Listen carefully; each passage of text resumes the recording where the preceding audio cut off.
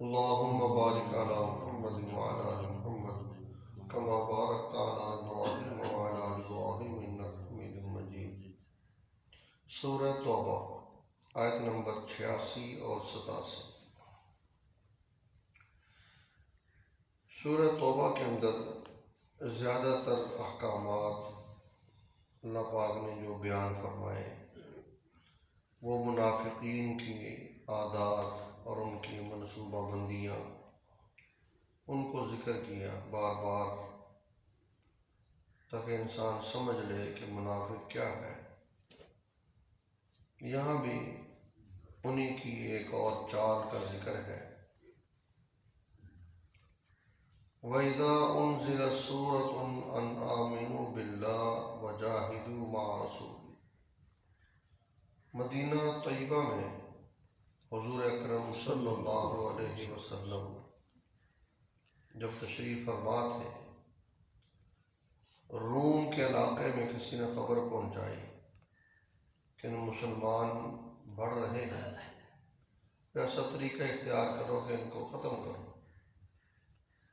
روم کی فوج ہزاروں کی تعداد میں جمع ہو کر تبوک مقام پر جمع ہوئے کہ یہاں سے ہم اکٹھا حملہ کریں گے، الیاذ باللہ معاذ اللہ، سارے مسلمانوں کو ختم کر دیں گے، اسلام کا نام و نشان مٹا دیں گے۔ اور یہ دیکھو پہلے دن سے چال ہے، آج بھی یہی چالیں ہیں۔ قرآن کہتا ہے یریدون لیطفئوا نور اللہ بافواہہم، یہ لوگ چاہتے ہیں کہ ہم پھونکے مار مار کے اسلام ختم کر دیں۔ اللہ کہتا نہیں، واللہ متم نوری، اللہ نے اپنے نور کو پورا کرنا ہے، پھیلانا ہے۔ نبی پاک صلی اللہ علیہ وسلم نے اعلان فرمایا تو وہ لوگ جو منافق تھے، نمازیں پڑھتے ہیں، تہجد بھی پڑھتے ہیں، قرآن بھی پڑھتے ہیں، خرچہ بھی کرتے ہیں، لیکن جب پتہ چلا بھی وہاں جائیں گے تو کہتے ہیں ایک آدمی آیا، اس نے اگر عرض کیا حضرت میں تو بالکل تیار ہوں، سامان تیار ہے، سب کچھ تیار ہے، پھر چلو میری والدہ بہت سخت بیمار ہے، مجھے لگتا ہے میرے بعد اللہ کے سپرد ہو جائے، اب ان کو کون سنبھالے گا، ان کی خدمت کرنی ہے، ان کا دعا دارو ہے، یہ ہے وہ ہے، میں بالکل تیار ہوں، اب جیسے آپ کا حکم۔ اب نبی پاک صلی اللہ علیہ وسلم جیسی ہستی اور پھر رحمت للعالمین، جب ان کے سامنے بندہ اس طرح کی بات کرے تو وہ کہیں گے جی تو چل ٹھیک ہے، پھر خدمت کرو ان کی۔ جب یہ حالات ہے تو کوئی بات نہیں۔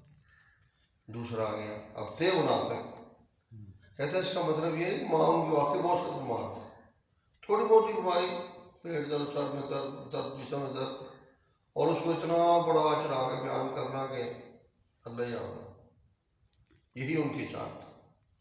ایک اور آیا ہمیں، اس نے خود کہتے ہیں اپنے غلام کو چھٹی دے دی 5-6 دن کی، جاؤ یہ دنیا پھر طرح سے حاصل کر لو، اور آ کر کیا کیا، یا رسول اللہ صلی اللہ علیہ وسلم میرا غلام بھاگ گیا، میں پریشان ہوں، تو میں بالکل تیار ہوں، سامان تیار، ہر چیز تیار ہے، لیکن اگر میں وہاں چلا گیا تو یہ میرے گھر کے کام کاج کون کرے گا، غلام بھاگ گیا، حالانکہ وہ بھاگا نہیں ہے، اس کو خود بھیجا ہوا ہے، تو اس لیے میں کیا کہہ سکتا ہوں، باقی جیسے آپ کا حکم، وہاں سے مجھے اللہ کر کے کہا کہ تو چل تمہارا ٹھیک ہے۔ تیسرا آ گیا، ہاں جی میں جی تیار ہوں، لیکن میری فصل بالکل تیار ہے، پیر پکی ہوئی ہے، کاٹنے والی ہے، اور میرے علاوہ گھر میں کوئی نہیں ہے، تو جیسے آپ کا ہو۔ اب علماء لکھتے ہیں کہ اب یہ ان کی چالیں تھیں۔ اب یہاں اگر آپ غور کریں، بہت بڑا ایک عقیدے کا مسئلہ حل ہو رہا ہے کہ نبی پاک صلی اللہ علیہ وسلم اگر آپ کو ہر چیز کا علم تھا، غیب کا علم تھا، تو آپ فٹ بولتے ہوئے تو جھوٹ بول رہے ہیں، تیری ماں تو ٹھیک ٹھاک ہے، ایسے ہی آ کے جھوٹ بولی جا رہے۔ اور دوسرا جو کہہ رہا تھا آ کر کہ میرا غلام آ گیا ہے، فٹ گئے تو جھوٹ ہے تیرا، ترنت خود چھٹوے جاؤ اس کو، یعنی ابھی قرآن ہی ہے نا، یہ سارے واقعات قرآن میں ہیں. بندہ تھوڑا سا اپنا دماغ استعمال کرے بھی اللہ پاک تو یہ کہہ رہے ہیں. حضور اکرم صلی اللہ علیہ وسلم کو اللہ پاک نے بہت علم عطا کیا، اس کا کوئی منکر نہیں. بلکہ ہمارے استاد عجیب مثال دیتے تھے، سمجھو، فرماتے تھے کہ اللہ کے نبی کی مثال اور امت کا مثال علم کے لحاظ سے، یعنی ساری امت کا علم جمع کریں اور ادھر حضور پاک صلی اللہ علیہ وسلم کا علم جمع کریں تو اللہ کے نبی کا علم سمندر اور دنیا کا علم سمندر میں ایک چند قطرے. اتنا زیادہ علم اللہ نے اپنے پیغمبر کو عطا کیا. لیکن اب آگے چلو، اگر نبی پاک صلی اللہ علیہ وسلم کے علم کا موازنہ اللہ کے ساتھ کریں گے پھر یہی ہے. اللہ کا علم سمندر ہے اور اللہ کے علم کے سامنے اللہ کے نبی کا علم تھوڑا ہے. شان آمنا و صدقنا، لیکن یہ شان نہیں ہے کہ نبی کو اللہ کے ساتھ ملا دیا جائے. وَلَمْ يَكُنْ لَهُ كُفُوًا أَحَدٌ قُلْ هُوَ اللَّهُ أَحَدٌ. اللہ ایک ہے، اللہ کے برابر کوئی نہیں. یہ اللہ پاک ذکر فرماتے ہیں. وَإِذَا أُنزِلَتْ سُورَةٌ، اور جب کوئی سورت نازل کی جاتی، ان آمنوا باللہ، ان سے کہا جاتا اللہ پر ایمان لاؤ. سب سے پہلے بات اللہ پر ایمان. اللہ پر ایمان کا مطلب کہ اللہ کی باتوں کو ماننا ہے. نبی پر ایمان کا مطلب نبی کی باتوں کو ماننا ہے. کہتے ہیں مکہ مکرمہ میں نبی پاک صلی اللہ علیہ وسلم کی جو نبوت والی عمر ہے 13 سال گزرے. 13 سال میں اکثر صورتوں میں ایمان ایمان ایمان. احکامات بعد میں آئے ہیں، پہلے ایمان ہے کہ اپنا ایمان صحیح کرو، اپنا عقیدہ صحیح کرو. عقیدہ صحیح ہو گیا، ایک نماز بھی بخشش کا بہانہ بن گیا. عقیدہ صحیح نہ ہوا، ہر سال کا عمرہ اور حج بھی کسی کھاتے میں نہیں آئے. عقیدے کی مثال کیسے ہے؟ جیسے دیوار پہ 1 لکھا جائے، اب آگے 0 ڈالو 10، پھر 0 ڈالو 100، پھر 1000 اور رقم بڑھ رہی ہے. یہ ایک جو ہے یہ عقیدہ ہے. اور اگر ایک کو ہٹا دو، 0 0 ڈالتے جاؤ، ہاں یہ نماز ہے، یہ حج ہے، یہ عمرہ ہے، یہ فلاں ہے، ہزاروں 0 جمع ہو گئے، ایک نہیں ہے تو سارے 0 جمع کرو، جواب کیا آئے گا؟ 0. اصل ایک ہے کہ اللہ کو اللہ کی ذات اور صفات میں یکتا مانو. نبی پاک صلی اللہ علیہ وسلم کو جیسے اللہ پاک نے کہا ویسے مانو. تو فرجا میں کہا جاتا ہے ایمان لاؤ اللہ پر. وجاہدوا مع رسولہ، اور جہاد کرو اس کے رسول کے ساتھ مل کر، اللہ کے نبی کے ساتھ مل کر جہاد کرو. آج موقع آ گیا ہے جہاد کرنے کا. پھر کیا ہوتا ہے؟ استاذنک اولو الطول منہم، اجازت مانگتے ہیں آپ سے ان میں سے وہ لوگ جو طاقتور ہوتے ہیں. طاقتور ہیں، سب کچھ ہے، ٹھیک ٹھاک ہے، صرف ہیلے بہانے بنا کر. جیسے ماں کا واقعہ ہے، میں نے سنا بھی، آپ غلام بھی دیا اور فصل کا بنا لیا. وقالوا، اور کہتے ہیں ذرنا نکم مع القاعدین، نبی پاک صلی اللہ علیہ وسلم ہمیں چھوڑ دیجئے، ہم یہاں ٹھہرنے والوں کے ساتھ یہاں ٹھہر جاتے ہیں. مہربانی ہمیں آپ ہمارے حال پہ ترس کر دیں.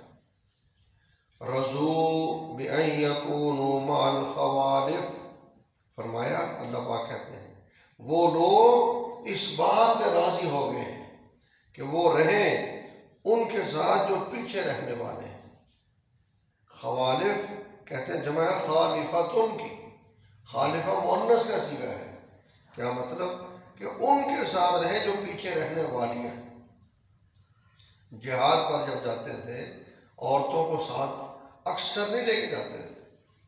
کوئی بہت زیادہ جن کا اصرار ہوتا تھا عورتوں کو ہم نے جانا ہے، ہم جو دعا دارو کریں گے آپ کے لیے.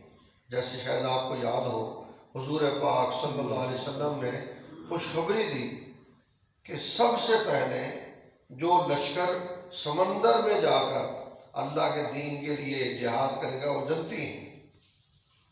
تو وہ کون تھے؟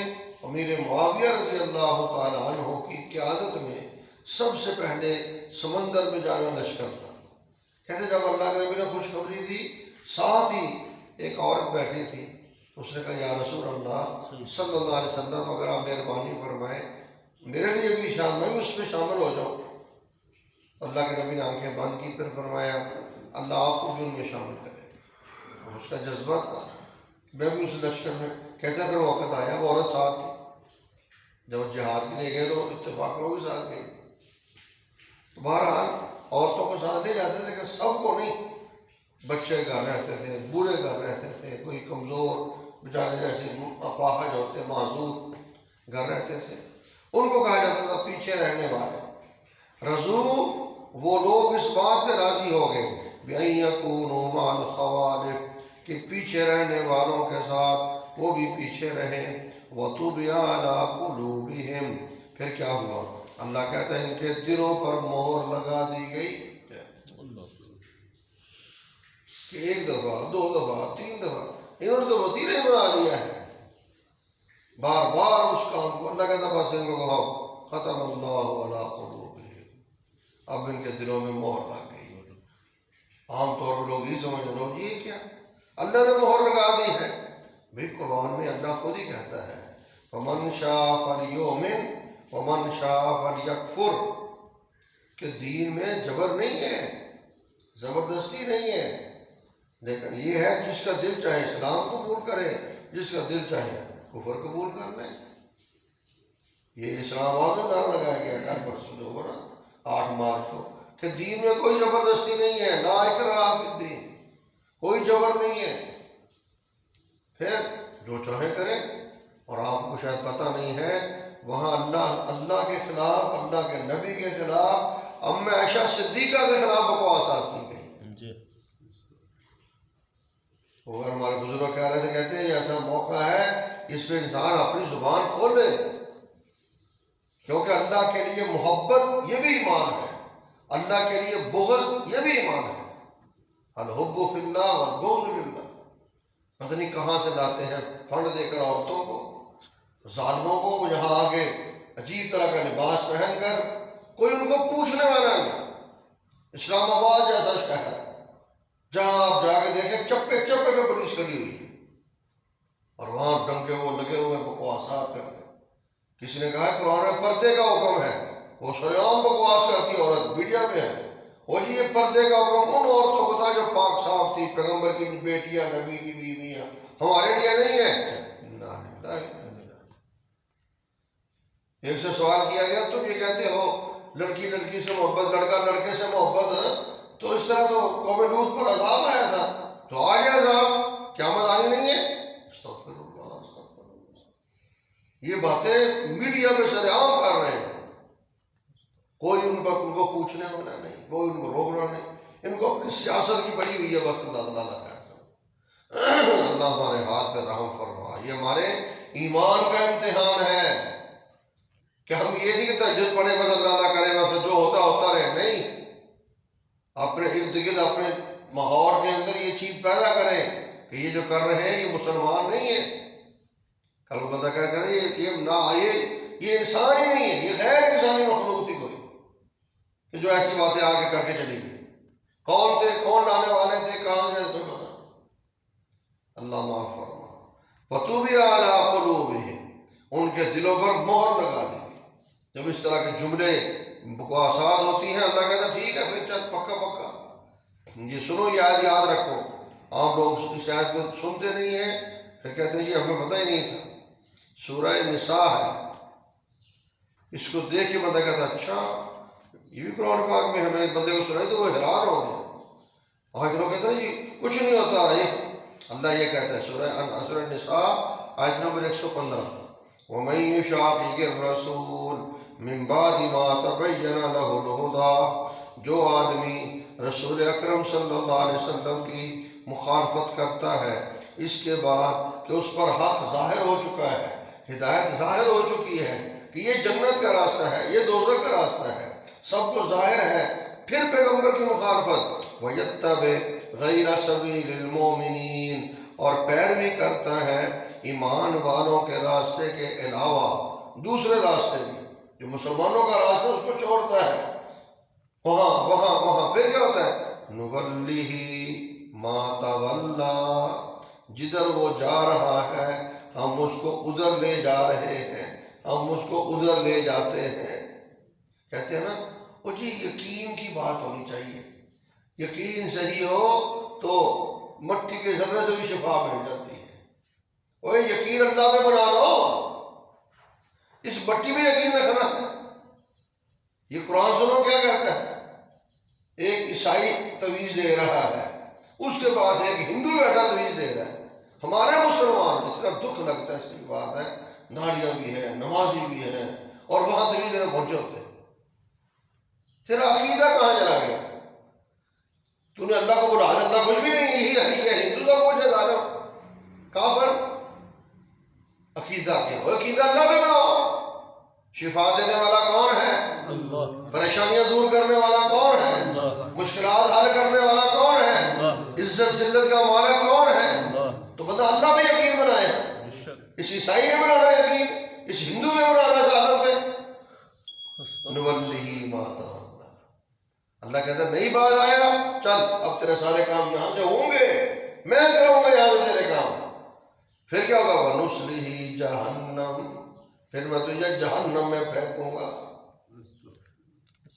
کہ تو مجھ پر ایمان بھی لایا، نبی پر ایمان لایا، قرآن کو ماننا، صحابہ کی زندگی تیرے سامنے، پورا دین تیرے سامنے، پھر چھوڑ دیا۔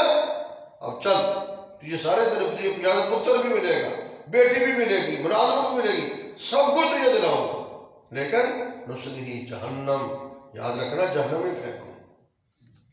اس لیے مت اب یہ مت بولو اور یہ کچھ نہیں ہوتا، اللہ نے خود کہا۔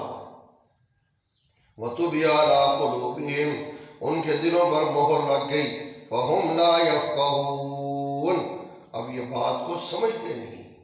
آپ ان کے سامنے قرآن کھول کھول کے بیان کریں، افراد تو قرآن سنتا کوئی نہیں، اور اگر سنے گا تو عمل نہیں کریں گے، چھوڑو جی بس کچھ نہیں ہوتا۔ نہیں، ایسی نہیں ہے۔ اللہ کے نبی، صحابہ، اولیاء، یہ سارے برحق لوگ ہیں، انہی کے پیچھے ہم چلیں گے تو کہیں پہنچیں گے۔ اگر ان کا راستہ چھوڑ دیں گے، یقین کرو گمراہی ہی گمراہی۔ یہ اللہ کا کروڑہا مرتبہ شکر، ہمارا دین ہمارے لیے 1400 سال سے محفوظ پڑا ہوا ہے۔ کوئی ایسا مسئلہ، کوئی ایسی چیز نہیں ہے جو انسان کہے یہ حل نہیں ہے۔ ہر چیز اللہ نے کھول کے بیان کی ہے۔ اللہ پاک سے دعا ہے اللہ مجھے آپ کو قرآن پاک کی سمجھ اور عمل نصیب فرمائے۔ الحمدللہ رب العالمین، والصلاة والسلام علی سید المرسلین۔ ربنا آتنا فی الدنیا حسنہ وفی الآخرۃ حسنہ وقنا عذاب النار۔ یا اللہ ہمارے حال پہ رحم فرما۔ اے اللہ ہمیں اپنی ذات عالی پر مضبوط یقین، مضبوط ایمان نصیب فرما۔ اے اللہ ہر طرح کی گمراہی سے ہماری حفاظت فرما۔ مولا کریم ہمیں اور قیامت تک آنے والی ہماری نسلوں کو دین کے لیے قبول و منظور فرما۔ یا اللہ ہمارے بچوں کے، ہمارے عقائد و نظریات کو درست فرما۔ اے اللہ پاک قرآن پاک کی سمجھ عطا فرما، قرآن پاک پر عمل نصیب فرما۔ پروردگار عالم اپنی محبت عطا فرما، حضور اکرم صلی اللہ علیہ وسلم کی محبت عطا فرما، صحابہ اولیاء کی محبت عطا فرما۔ ہمیں قرآن پر 100% یقین کرنے کی توفیق عطا فرما۔ حضور پاک صلی اللہ علیہ وسلم کی مبارک سنتوں کو اپنانے کی توفیق عطا فرما۔ ہم کمزور ہیں، اے اللہ ہر فتنے سے ہماری حفاظت فرما، ہر طرح کی گمراہی سے ہماری حفاظت فرما۔ کوئی ایسا موقع، کوئی ایسا وقت، کوئی ایسا لمحہ جو ہماری گمراہی کا ہو، یا اللہ اس سے پہلے ہمیں ایمان کی حالت میں خاتمہ نصیب فرما، کلمہ پڑھتے ہوئے موت نصیب فرما۔ صلی اللہ تعالی علی خیر خلقی محمد و آلہ و اصحابہ اجمعین، آمین آمین۔